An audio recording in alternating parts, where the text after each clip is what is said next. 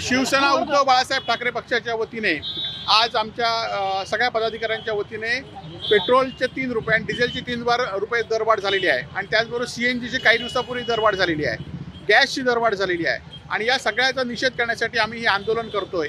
परंतु येणाऱ्या दिवसात आज सर्वसामान्य लोकांनी सुद्धा आज सामान्य लोकांचं कंबरडं मोडलं आहे।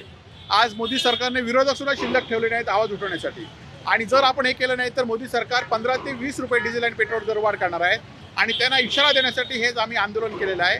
आणि आज आपण बघितलं एकीकडे मोदी सांगतायत लोकांना चालत फिरा म्हणून आणि आपण परदेशात फिरतायत।